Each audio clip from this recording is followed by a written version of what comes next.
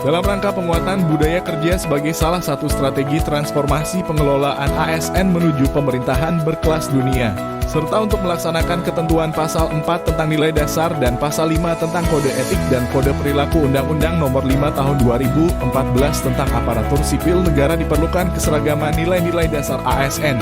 Sehingga pada tanggal 27 Juli 2021 Presiden Republik Indonesia telah meluncurkan nilai-nilai dasar ASN berakhlak. Berakhlak adalah singkatan dari berorientasi pelayanan, akuntabel, kompeten, harmonis, loyal, adaptif, kolaboratif. Berikut arti berakhlak bagi ASN BRIN berprestasi.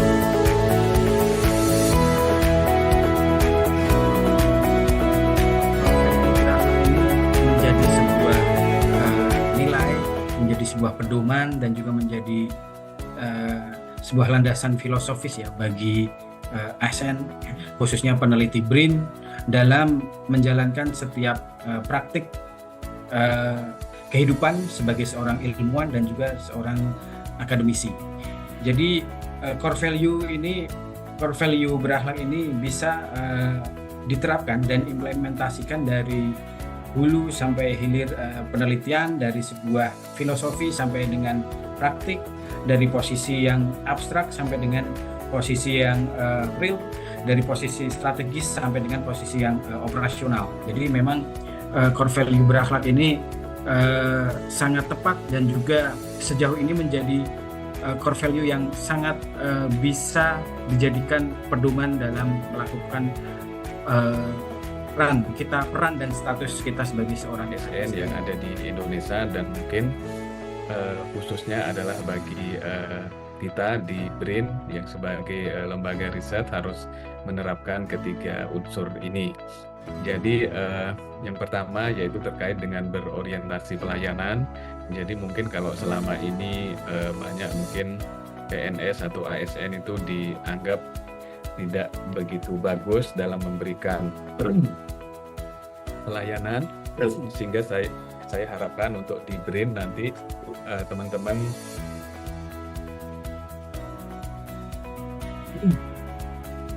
ASN yang baru dapat memberikan berorientasi pelayanan, yaitu memberikan pelayanan dengan empati, hormat, dan santun, cepat, tepat, dan juga terbuka kepada stakeholder. Nah, stakeholder kita di lembaga penelitian atau di BRIN saat ini adalah mitra-mitra kerjasama, jadi baik dari universitas, dari dalam maupun di luar negeri, kemudian juga mitra-mitra industri itu harus dilayani, diberikan informasi dengan baik terkait kegiatan kita. Jadi layaknya ya, kita itu punya karakter yang memang ditugaskan untuk melayani rakyat masyarakat. Memang kita punya ambisi sendiri, tapi di atas ambisi itu kita juga ada kewajiban yang yaitu melayani kebutuhan rakyat.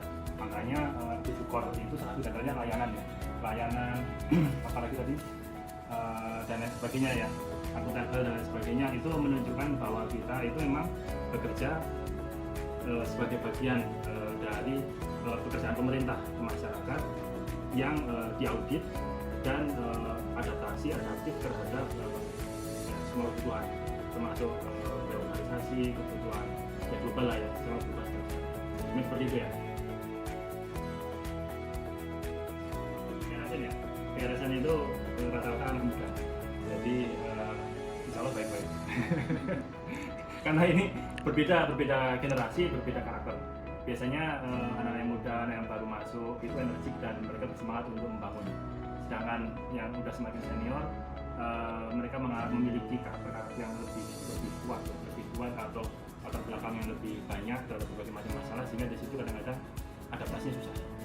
Kalau ini masih muda-muda, adaptasinya sangat mudah. Ya, sebagian besar mungkin sudah menerapkan, tapi karena ini masih baru diberlakukan selama 2-3 tahun terakhir ini, jadi memang mungkin banyak juga yang belum begitu memahami secara utuh terkait dengan nilai-nilai berakhlak tadi. Individu dan juga secara komunitas, atau baik dalam tim riset atau dalam skala atau unit kerja pusat riset.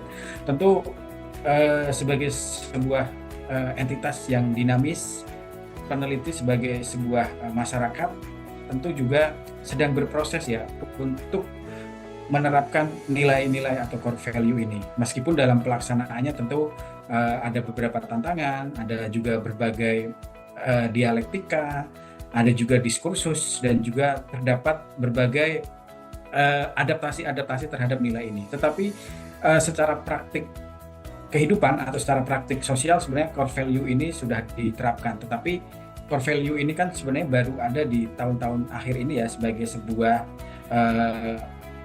sebuah branding, sebagai sebuah core value. Tetapi dalam praktik sosial atau dalam praktik kehidupannya sebenarnya nilai-nilai ini sudah lebih didahulukan atau lebih diterapkan sebelum ada nilai core. Ya, selain memberikan pelayanan kepada publik tadi, kemudian harus akuntabel, yaitu bersikap dan bertindak tanggap, terbuka, jujur, dan juga akurat. Kemudian kompeten, itu harus menguasai bidangnya masing-masing. Saya yakin juga teman-teman ASN sudah mengalami itu. Kemudian harmonis juga, ya harus bisa bersosialisasi bersama teman-teman yang ada di pusat riset dan juga teman-teman yang ada di BRIN. Kemudian yang paling utama juga dua terakhir ini, ya atau tiga, ini harus loyal kepada BRIN terhadap profesinya. Dan yang kedua terakhir ini yang juga terutama saya ingatkan ya, yang pertama itu harus adaptif. Jadi saat ini tuh banyak aturan-aturan baru, banyak perubahan-perubahan baru ke arah yang lebih baik. Jadi mohon nanti teman-teman ASN yang baru untuk bisa mengikuti beberapa peraturan-peraturan itu dan bisa menyesuaikan diri, yaitu adaptif.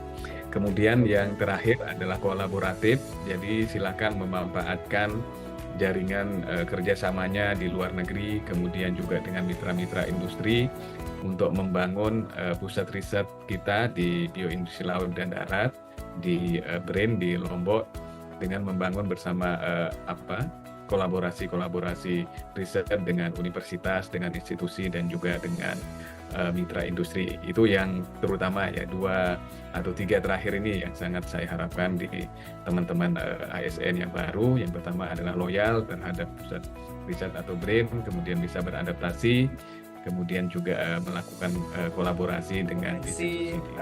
Banyak sekali talenta muda dan juga etos kerja dan juga mindset yang dimiliki oleh periset-periset muda baru, rekrutmen baru ini ya. Jadi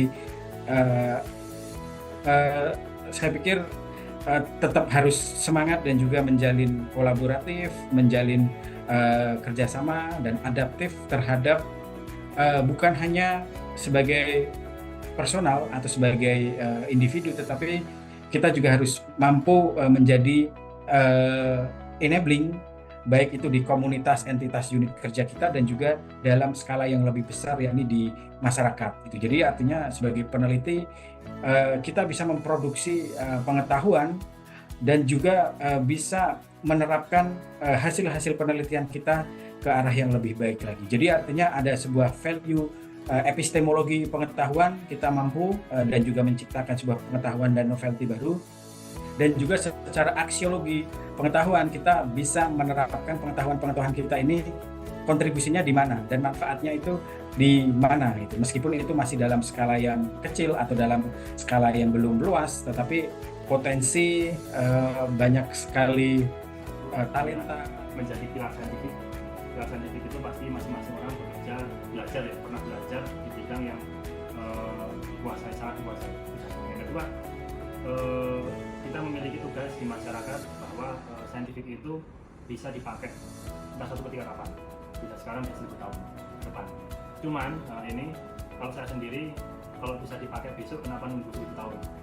Makanya untuk tugas pertama penguatan saintifik itu wajib ya, sehingga kita perlu terus belajar. Nah, dalam proses belajar itu tolong cari sesuatu yang secepatnya rakyat bisa merasakan. Karena bagaimanapun juga saintifik itu akan mengungkit teknologi akan mengungkit ekonomi. Nah, ekonomi ini yang ditunggu oleh masyarakat. Makanya dalam kita belajar perlu memikirkan di samping kita membutuhkan teknologi saintifik yang sangat tinggi, kita juga ditunggu orang-orang yang memang menunggu hasil kegiatan kita. Nah, di situ kita kumpulin dua sisi, kita sebagai saintifik, di sisi lain kita sebagai orang yang dibayar untuk meningkatkan